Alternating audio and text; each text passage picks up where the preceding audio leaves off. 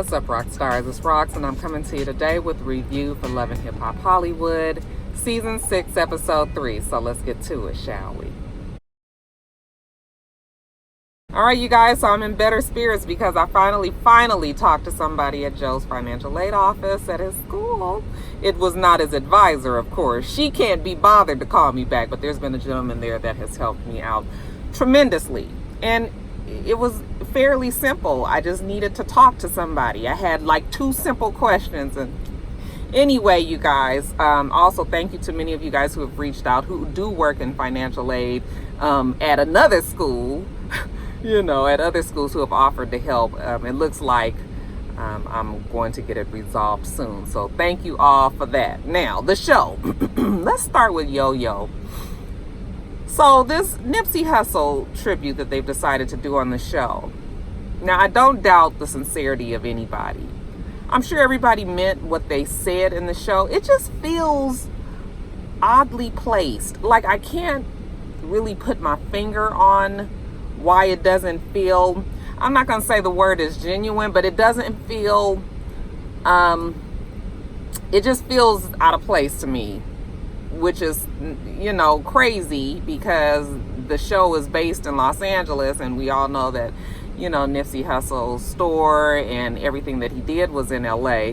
So, I mean, it would be on a show like this. I just don't know why. I wasn't getting, like, it was just, I can't, was it opportun? It wasn't opportunistic. It was something. I just, anyway, let me just say, Yo-Yo and Apple are in the car and they're just talking about all the things that Nipsey Hussle has done for the community. Many of you guys have already heard plenty of the things that he's done. I mean, we've talked about it and talked about it and talked about it. You know, it was a great loss for the community and still very much so a sore spot, you know, when you just think about what happened there. So, you know, Apple is saying that even he helped her in some kind of way. I'm not sure if she knew him personally, but, you know, Yo-Yo was just saying how when she first met him and he was with his daughter and he just seemed like such a free spirit and so focused on what he wanted to do for the community. Like I said, it is just a tremendous loss for LA. And then they had like the other cast members, you know, who pretty much grew up, I think, in Los Angeles, also, you know, share their feelings. J-Boog and Bobby, okay, from, I don't think he's actually from Houston, okay, saying that he's, you know, the second coming of Jesus. Now, I love Nipsey Hussle, I do, you guys, but we sure can't take it far. Anyway, Little Tiny Fizzle Pop said that he grew up on Slauson over here. I said, what? Who even knew? There's a lot of people that grew up over there. You know, that kid from, what was that group that Vince Herbert had? You guys know he also, Romeo, Romeo. What was his name? You know, the boy group that they had that was real big and then fizzled away real quickly as well. He also lives over there in the neighborhood, like right around the corner from my dad. We turned out some talent over there. I ain't mad, you know. But anyway, like I said, the Nipsey Hussle thing still makes me sad when I really sit and think about it. Now, Yo-Yo is having this event, or she's at an event, and we get a first look at our boy Mickey.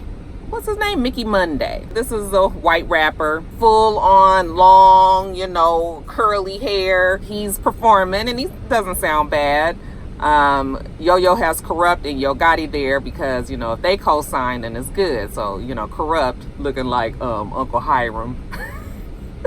He don't look like he was Uncle Hiram, I know. So anyway, Corrupt tell him that, yeah, you know, you really got it, except the image don't match. Like, you look rocked out, okay? And Mickey Munday is used to getting this kind of feedback because, you know, that's just what it is. He was a white boy growing up on Adams and Crenshaw, and you know, a lot of people just didn't expect him to do what he does, but that's what he grew up around, that's all he knew, and that's what he gravitated towards, and that's what he really liked to perform. So he said he the real deal Holyfield, and even Apple co-signed. She said she been knowing him for a long time, that before they made it, I guess made it being on the show, that they would be in the cars rapping together, and she just knows that he, you know, ain't no fake, he ain't no phony. When Corrupt is kind of questioning Mickey Munday, you know, he's all, that's what he do. He used to having his back up against the wall. That's when he does his best thing and all of,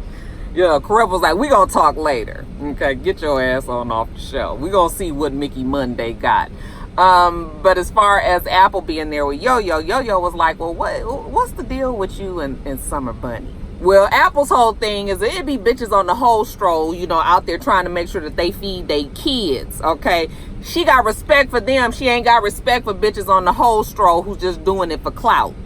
There's a difference. And Yo-Yo was like, I mean, I understand that, but you know, the girls, like, you know, back in the day, we didn't do all this kind of fighting. You know, we would put it on wax and we would battle it out and it would be done. Okay, well, kinda.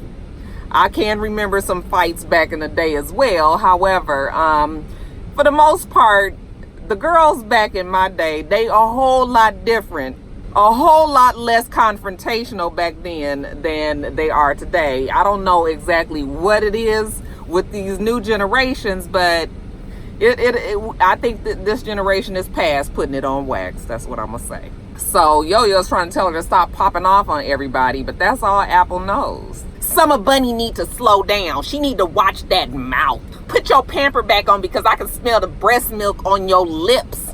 Yo-Yo was like, oh Lord. Yeah, she's gonna have her hands full with Apple. Even though Apple, when I look at her, she can't be that much younger than Yo-Yo. I know Apple gotta be in her 30s. How old is Apple out there, y'all? Y'all let me know if you know. Then we see Yo-Yo. She is at Hollywood Unlocked. And again, she's still talking about Nipsey Hussle and his contribution to the community. She's sitting there with April and Jason Lee, and they're just talking about the impact that his death has had. And even Yo-Yo compared it to when Tupac died and how devastated that she was, and then, you know, she even had spoken to him when he was in the hospital and asked him did he know who killed him, and you know, he could never really communicate anything. But just the tremendous loss, and I agree, but even Tupac was different because we didn't have social media back then. So you had to have been a Tupac fan or a rap fan to really feel the loss that was there, as opposed to it's people all around the world who knew nothing about Nipsey Hussle, but because of social media, of course, you know, that's how they were able to find out and really blow him up even more, you know, post-mortem. So they're talking about that violence in the community. Jason Lee even had to share his own story about, you know, he realized he was not a college type kid. He was 19 years old. He was going to move to LA. He was going to have a going away party, and his brother was there. This is his brother who he looked up to, because you guys know he didn't have much of a relationship with his mother, who was on drugs and a lot of problems, I guess, with other people in his family. But his brother was his father figure, older brother, and looks like he was kind of a victim of a you know, accidental bullet hitting him. Two girls were arguing, and one girl pulled out a gun and shot, and it ended up killing his brother, shot him in the head. And you know, he had to say his last goodbyes to his brother as he laid on the ground, and you know, his blood coming out of his head. So gun violence is a big deal, especially in Los Angeles, where there's a lot of gang violence, and that is made worse, you know, because of the guns. And so yeah, really a sad story, but we don't want to keep harping on the sadness, because Nipsey's legacy is one that deserves, you know, all the positivity and uplifting that we can. So the last part we see her, she goes to Good Day LA, and again, she's talking about his impact on the community and, you know, what he was doing and what he meant to everybody there. And then they just showed like aerial shots. I think it was the day of the memorial service that they had, how it's totally shut down Los Angeles. I'm not going to say Los Angeles like proper, like all of LA County, but the areas that, you know, we all frequented, which was, you know, the LA, Crenshaw, Slauson area, even over down into the Watts area, you know, and coming up and back around through Inglewood and all that. Like those areas was completely shut down with everybody following his processional and all of that. So and then again, they talked to some people in the neighborhood and just talked about how they'll be affected by his loss, and some people on the show, you know, cast members again, that shared how they felt about it. And you know, Yo-Yo just closed it out by saying that it's important not to let fear and petty drama, you know, get into your lives so much that it stops you from doing what you need to do. You know, you can love who you want to love, but make sure that it's respectful towards everybody, and we got to put the guns down, which is the bottom line, which will never happen, unfortunately. But if they can just curtail it some, that would probably help as well, especially in LA. But yeah, what did you guys think about the Nipsey Hussle? I cannot really explain why I didn't feel, I mean, it was cool that they tried to do something for him, but it just kept coming in the oddest places. Maybe because it was in the middle of all this other negative shit. I tried to bunch all of this part together so we can move forward from there. But was I the only one feeling that way? Am I doing too much? Am I thinking about it too much? Y'all let me know. All right, you guys, I know you guys can hear the air blowing, but it is hot as fuck outside. And I gotta have the air on. As soon as it starts to cool down, then I will make sure that I, you know, won't have the air blasting into y'all's ears. But right now, nigga, if you want the video, you gonna get the air. Now, we see April. April is on a hike with her girl Paris, or Beyonce, I should say. And guess who else is back, you guys? That's right, Zell the Monster. And Zell the Monster even admitted to us that he was quite the monster back in the day when he was on the show before. Okay, yeah, he did cut the fool. He acted up. Okay, wasn't his finest moment. However, he ain't crazy no more. Okay, did a lot of growing up and figuring out things. And I said he must have for Mona to bring his ass back on this show, because you guys know Mona don't play that shit. He looked a lot better. I'm glad he cut his hair. I'm still not ready to drop the monster off of there, because I just got to wait and see how he operates. You know, he has a fun enough personality. I can deal with that. I just can't deal with the full of fucking niggatry that comes with him. So we gonna just see. For now, he's still Zell the Monster. Now they're walking, trying to get, you know, April says she's still concerned about her shape. You know, always old skinny bitch. Always, you know, I need to lose a little weight, but you don't need to lose nothing. Okay, you just want some fucking attention so somebody can say, oh, your body still looks really good. Okay, so they will always want to come tell, I need to lose like 3 pounds, you know, just 3. Bitch, shut up. Shit. Then it's Paris. Who Paris, I, you know, definitely she could stand to lose a few pounds, whatever. Oh, and Paris and Zell the Monster are best friends. You know, they live together and they finish each other's sentences. That's how close that they are. So Zell the Monster is helping both of them, you know, get themselves in shape. Now April is telling them how she went to K Michelle's thing with Moniece. Okay, and they both are like, what? How'd you end up there with Moniece? And she was just like, you know, because we talked and she cool with me now. And she even said that we should go on tour together. They was like, nigga, please. Okay, you do better going on tour with us than trying to fuck around with Moniece. But April looks like she's trying to make bygones be bygones. So she's telling them, no, it might be a good deal. You know, our baby daddy's on tour. Why can't we? So she's telling them about that. And then she was like, so what y'all know about Brittany B? And they both know Brittany B. April was like, something weird about her. Like, she just came at me for no reason, and she was kind of rude. And, you know, Zell the Monster was like, well, you know, I was just talking to Brittany B. She just invited me to an event that's coming up soon. He knows that Ray the Gay AA is going to be there. And, oh, also, that wasn't his finest moment either. You know, him fighting, attacking Ray the Gay AA like some old crazed monster that he is. Or was, I should say. Yeah, he said that a year or two ago, you know, he bumped into Ray the Gay AA, and people have been asking me, what does Ray the Gay AA stand for? It stands for Ray the Gay Anthony Anderson. Ray the Gay AA. It would be much easier to just say Ray, right? We don't do shit easy around here. Yeah, he cool with Ray the Gay AA, and yeah, he gonna go to this event. April still don't know how she should take Brittany B. But enough about Brittany B. They just keep telling her, listen, you better be careful, okay, with that Moniece thing. You know, sometimes people just don't need to be friends. I tell you guys that all the time, you know. We ain't got to fucking fight all the time we see each other. But, bitch, I'm cool on you, all right? So what you can do is stay over there, and I ain't got to say nothing to you. You ain't got to say nothing to me. And we could just move on with our lives. So I saw where Zelda Monster and Paris was coming from. We'll see if April takes heed to it. Now, Fizz, you know, Fizz says it feels good to be back in the group and them being back on tour and everything. You know, they do talk about Raz B, and I knew it was coming. I mean, we had to know that it was coming, that they were going to. You know what? The funniest thing about the situation with Raz B is nobody wants to comment on the fact that Raz B wilds out the way that he does because of what happened to him. Okay?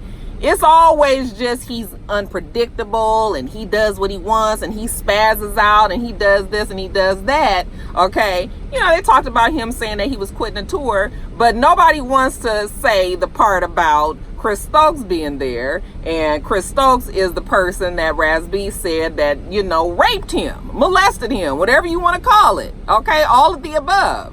So it must be frustrating to be a Raz B and to be in a group where everybody just kind of be like, you know, nobody is saying that it didn't happen. That's the other thing. You know, nobody is saying that he's lying or anything. They're just all just like, man, you know, we need to get to this bag. We need to get to this money, which is true. But you still don't have to make it seem like he's such a troublemaker. He's troubled, okay? Trying to make this happen for the group because he's a part of that group. Everybody needs the money. We can do this, but can you not have a motherfucker who, you know, who was all over me in my adolescent years and forced me to do all these unthinkable things? Can you just not have them around? That's all I'm asking. So, you know, when you hear them two talking about Raz B, it just sort of rubs me the wrong way. But whatever. They are in Atlanta. Okay, have a show in Atlanta. They go to Young Jock's radio show, and you know, talking about they go, well, J Boog and Little Tiny Fizzle Pop, because you guys know that Omarion is like fuck all things love and hip hop right now. And Raz B, I think he's gonna be on the show later, but he's not on right now. So they go with Pretty Ricky or with Spectacular, I think just Spectacular, and they're just talking to him, talking about, you know, back in the day when they was on the tour bus, and Spectacular said that they don't use condoms if you're gonna be on. It's like, do we really need to know all that? Like, especially in this day and age, glorifying unsafe sex. Anyway, Jock, moving on along, they even talk about Nipsey Hussle and you know, his impact and how they felt about him, you know, getting killed, but the rest of the interview was about Fizz and him trying to, you know, his relationship with his kid and him taking care of his kid, and then also his career and how he juggles the two.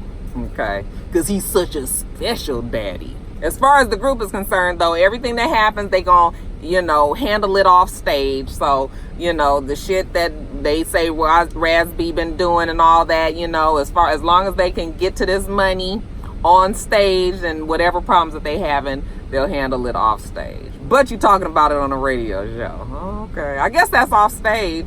So Little Tiny Fizzle Pop tells us how, you know, wonderful it feels to be back on stage, and I would imagine that it would be. You know, they had a lot of people. I think all of their shows were sold out or close to sold out. Okay, very big showing, and you can tell that they was in their heyday. Did you guys see when they come popping out the out the ground, like, you know, flying out and stand there like, bitch, what? So I'm happy for him. J Boog, yo, what is it about J Boog confessional? Now, J Boog is still fine. That is never going to be debated. Okay, still good looking, but that confessional look, what is happening? Is it his hair? Do he need to cut it down? Do he have gold teeth in? Is something going on? It looked like he got too many incisors. I know that ain't what's happening here. So I'm just like, what the fuck is going on? Every time I see his face, it looks just a smidgen different. So y'all just help me out. If he got some gold teeth in, maybe he needs to take that shit out, because it ain't reflecting right on the camera with the lighting and shit. Anyway, after they perform somewhere and they on the bus and they you know, J Boog and Little Tiny Fizzle Pop are talking. Little Tiny Fizzle Pop tells J Boog how he moved in with April, you know, it feels so right, you know, and they got kids, you know, that are the same age and they play together, and then, you know, mama and daddy play together and all of this. Still not wanting to admit that they a couple, okay? Just best friends moving in together. J Boog still don't know how to play this, you know, whole situation. He just not sure. But what he do know is he can't allow them and their relationship to fuck up this bag that we all trying to get. Okay, we needs this money. So like you said, put a mask on that bitch, okay, and fake it until this shit is over. They made it through the tour. I'm proud of them, because I was concerned, but they did make it through the tour and looked like it was a good tour too. Now let's jump over to Lyrica and them. The show actually opened with you guys remember Lyrica and Apple Watts was at this thing that Yo-Yo was having, and Summer Bunny was there, remember? Okay. Lyrica says thank God for friends like Apple Watts, because she got a whole bunch of questions for Summer Bunny, and she knew that this is the only way that she was going to be able to do it. She knew that her husband is probably not going to answer the questions that she has. Okay, now Apple Watts ain't got too much time to be trying to, you know, be cordial and try to, you know, decipher and separate, you know, what Summer Bunny did or did not do with Lyrica's husband. She just knows she don't like the bitch. And Summer Bunny got a problem with the fact that Apple Watts is even there for Lyrica. Okay, why do people need baggage? Apple Watts was like, bitch, baggage?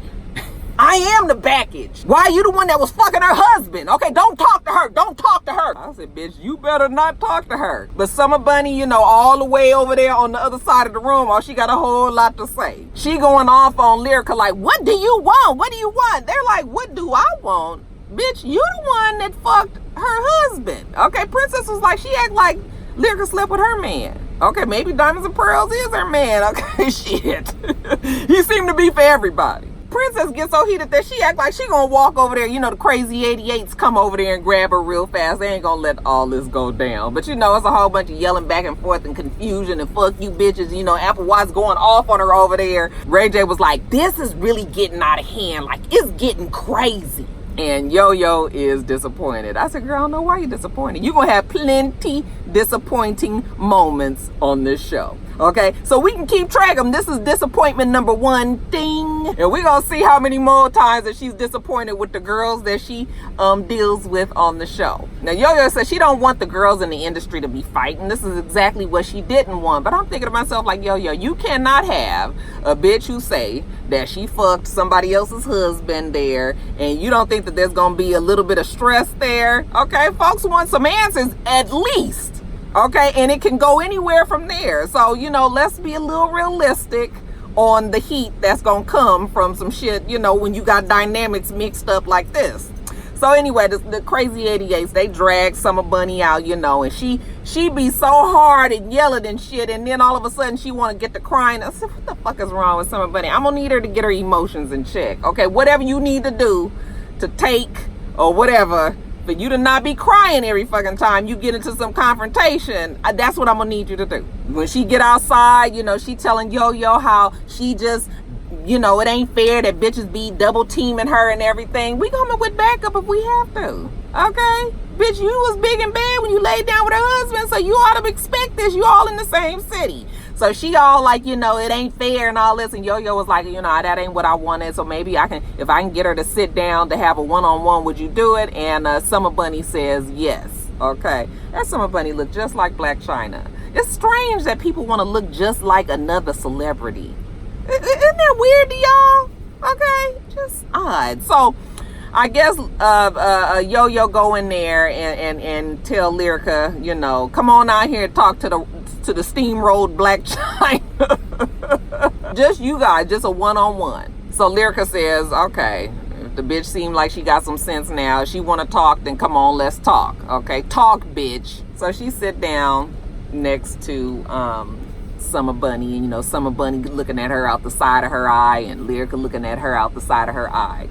And so Yo-Yo gets in between them because it looked like it's gonna start off a little shaky. All right, let's have some respect here. Fuck that bitch.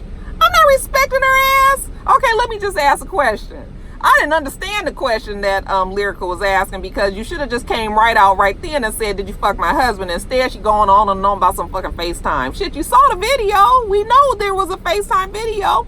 So when Summer Bunny said, yeah, there was a FaceTime video and that was it, then Lyrica's like, okay, that's all I needed to know. Okay, walk out. I'm about to go fuck my husband. I said, girl, he probably fucking somebody else. Girl, you gonna have to get in line. You know, I guess that was her way of saying or doing something to Summer Bunny, you know. And Summer Bunny was like, why you even got to say that when you walk out? Like, just whatever. Y'all stupid. So Lyrica goes out. Okay, Mona ain't pulled the car around yet. You know, Summer Bunny come out and say, this is really hard for me, but you know, I just wanted to come to you as a woman and let you know, you know, that we did have sex. And Lyrica was like, I know she's not lying. You know, I can just tell the way that she said it, you know, and you already had the fucking answer already. It's not like Diamonds and Pearls hadn't fucked around already, you know. And so, you know, when Summer Bunny looked like she trying to get some sort of sympathy, and Lyrica was like, you're not getting no sympathy because your ass knew that he was married and you fucked him anyway. And she was like, well, he knew he was married and I don't owe any loyalty to you. And that is 100% true. Okay, the men gonna get that in they, well, you know, everybody gonna get that in their skull at one point. The person who is the most responsible for fucking up a marriage is the people that's in the marriage. So the husband and the wife. Everybody else are secondary. So, but you know, just the way that Summer Bunny all of a sudden, you know, you can be a little contrite. Bitch, you can at least act like you feel a little bit bad instead of being like, you know, don't be getting all that mad at me because he knew he was married and he fucked me, so you need to go talk to your husband. Girl, okay, she lucky that Lyrica ain't the fighting type. You get some of these old hard-ass, gutter-ass bitches, honey, they done took off on your ass real quick. She get to telling Lyrica, I hope I don't fuck him again. Girl, go on, fuck him again. So stupid. You really would have got your ass whooped on that last little note. Now, Diamonds and Pearls, he make it on back to LA because he got a show to do out there. Y'all, who was we happy to see waiting in the car for him? That's right, you guys, Mama Dap. And child, Mama Dap has upgraded her wig situation. Her wig situation was right, okay? Somebody explain to me why she got a stomach piercing in her nose. That motherfucker had a 3-carat heart-shaped cubic zirconium stud right here in her lip. That motherfucker was big as fuck. I mean, it was just stuck there. I said, that shit would get on your nerves when you just looking down. You just keep on seeing something. You keep wanting to do like this and it's your fucking ear. I'll say somebody get her some new jewelry. That's all I'm saying, some new jewelry. Had a big-ass, full-grown anchor. Okay, that bitch could hold down a little canoe or something. I'm not lying, it's all on her neck. So look, Mama Dap was there, but like I said, her wig situation was good. Even face looked softer, okay? Got her a new makeup artist or something. I said, okay, Mama Dap, okay. He tells her that he has a show tonight, and it's obvious that Mama Dap has seen, you know, what's going on in social media. Is Lyrica gonna be there? Diamonds and Pearls get to hemming and hawing. Well, he don't know. He ain't really talked to her. Did you cheat on Lyrica with Summer Bunny? Did you do that, Diamonds and Pearls? Diamonds and Pearls, I'm talking to you. And he is all like, oh, Mama, you know, he don't want to talk about it. He just got in town, and this is not what he talking about right now. He ain't feeling this. No, Diamonds and Pearls, you need to talk to your wife to make things right. Diamonds and Pearls done had enough. Damn it. I ain't come here for this. I could have Uber with somebody else. You know, you up here talking all this stupid shit. What you say? I Uber here to pick you up and you mean to tell me that's how you gonna talk to me? Okay, Diamonds and Pearls, get your ass out then. He get out the car like, shit, okay? Ain't nobody got time to this old stupid shit. I'm just thinking to myself like, your ass is guilty. Why do you always have to be so mad? When you... See, that's when you know when motherfuckers is guilty. You just way out mad instead of just being like, damn, I fucked up, okay? You just mad at everybody. I mean, this how you gonna talk to her? Okay, she ain't got to take it, so I guess Diamonds and Pearls ain't gonna deal with it. At least he ain't dealing with it that day. But later on, when it comes time for his performance, you know, he say he hype. You know, he's in LA, he gonna perform, he's with a legend that's T-Pain, and he ready to do this. Now, he's managed to avoid his wife the whole time, so he hasn't talked to her since he's been in Los Angeles. He about to go on and perform, and then he'll deal with his personal shit later. But Lyrica and her girl from Atlanta on their way to the show, because Lyrica says that she want to know what the deal is. Okay, it's obvious that there are parts of their relationship that is broken. I said, you think? Why are we trying to force this damn peg into this little hole? This shit is not working. But yet and still, she got to go and see for herself and talk to him. She said because she's her, you know, she's his husband, she's his wife, that she deserves, you know, some answers. Well, bitch, you already got your answers. But, you know, some of us is a glutton for punishment, and we just need to get confirmation, I suppose. So, okay, let's do this. Now, her friend was like, so what you gonna do, you know, when he gives you these answers, okay? Because you already know what it is.